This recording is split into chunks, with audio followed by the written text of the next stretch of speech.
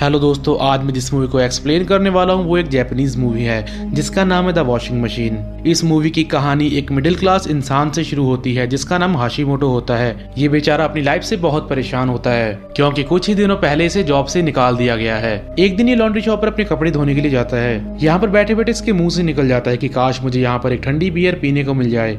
इसके इतना कहते ही इसे इसके पास वाली वॉशिंग मशीन से एक आवाज आती है। जब ये उठकर उस तरफ जाता है तो इसे उस वॉशिंग मशीन के अंदर एक बियर की कैन मिलती है। हाशिमोटो इस बियर की कैन को देखकर हैरान रह जाता है, पर इसे लगता है कि शायद कल रात को किसी ने इसे यहीं पर छोड़ दिया होगा।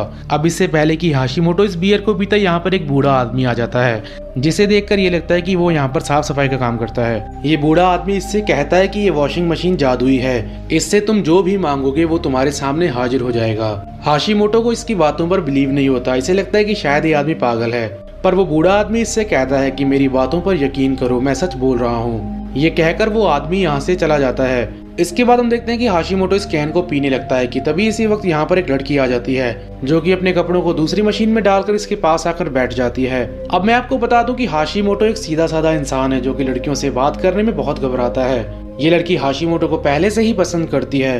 हाशिमोटो डर के मारे कभी भी इस लड़की से बात नहीं कर पाया और शायद यही कारण है कि इस लड़की ने भी इसे कभी नहीं बताया कि वो इसे लाइक करती है। ये लड़की इसके पास बैठकर रोने लग जाती है। इसको रोता देख हाशिमोटो आज हिम्मत करके इससे बात करने की कोशिश करता है कि ये क्यों रो रही है। इस लड़की का नाम कोंडो होता है। वो इससे बताती है कि मैंने अब तक ना जाने कितने इंटरव्यूज दिए हैं लेकिन पता नहीं क्यों मेरी जॉब नहीं लग रही। इसकी बातें सुनकर हाशिमोटो इससे कहता है कि मेरी लाइफ भी तुम्हारे जैसे ही चल रही है, मैंने भी पता नहीं कितने ही इंटरव्यूज दे दिए लेकिन मेरी भी जॉब नहीं लग रही।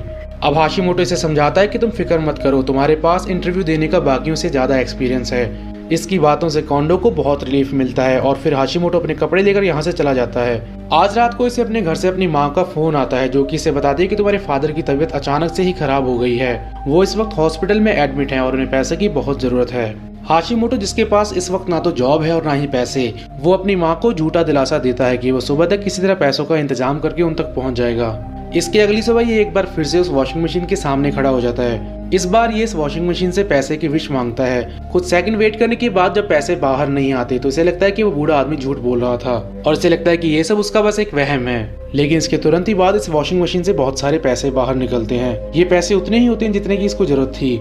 ये सब देखकर हाशिमोटो दंग रह जाता है, इसे अपनी आंखों पर बिलीव नहीं हो रहा था। अब इसे लगता है कि ये सब सोचकर इसे अपना वक्त नहीं खराब करना चाहिए, इसलिए ये जल्दी से अपने फादर के पास जाने लगता है। यहाँ से जाते वक्त इसे कल वाली बियर की कैन जमीन पर गिरी नजर आती है। ये उसे जैसे ही उठाने लगता है तो वो कैन अपने आप ही गायब हो जाती है। अब इससे पहले कि हाशिमोटो ये जान पाता कि ये कैन कैसे गायब हुई, इसी वक्त पीछे से वो सफाई करने वाला बूढ़ा आदमी इससे कहता है कि वॉशिंग मशीन से तुम जो भी विश मांगोगी वो बस एक दिन के लिए ही रहेगी, एक दिन बीत जाने के बाद वो चीज अपने आप ही गायब हो जाएगी।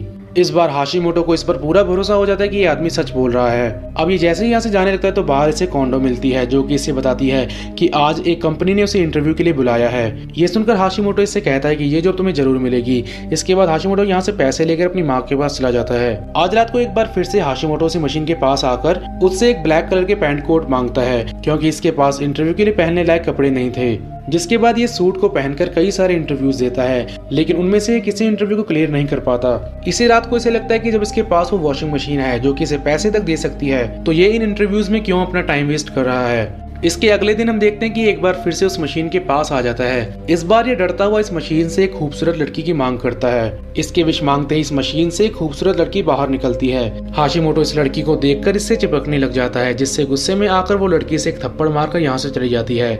इसके बाद हम देखते हैं कि एक और लड़की की विश मांगता है। इस बार जो लड़की मशीन से बाहर निकलती है, हाशिमोटो इससे बड़े ही प्यार से बात करता है और फिर इसे घुमाने के लिए बाहर ले जाता है। ये इस लड़की को ढेर सारी शॉपिंग करवाता है जिसके पैसे भी इसी मशीन से ही निकालता है। अब रात को जब ये दोनों हाशिमोटो के घर बैठे होते हैं तो ये लड़की इसके हाथों को देखकर कहती है कि तुम्हारी उम्र बहुत कम है। हाशिमोटो इस बात पर ज्यादा ध्यान नहीं देता और फिर ये दोनों पूरी रात ऐसे ही बातें करते रहते हैं। सुबह होने तक हाशिमोटो इसकी तरफ बहुत अट्रैक्ट हो जाता है। वो इसे किस करने ही वाला होता है कि इस लड़की का समय पूरा हो जाता है, जिसके बाद ये गायब हो जाती है। उसके गायब होते ही उसके कपड़े और ज्वेलरीज जो कि इसने उसे खरीद कर दिए थे वो यहीं रह जाते हैं। इसके अंदर अब एक बार फिर से लालच जागती है।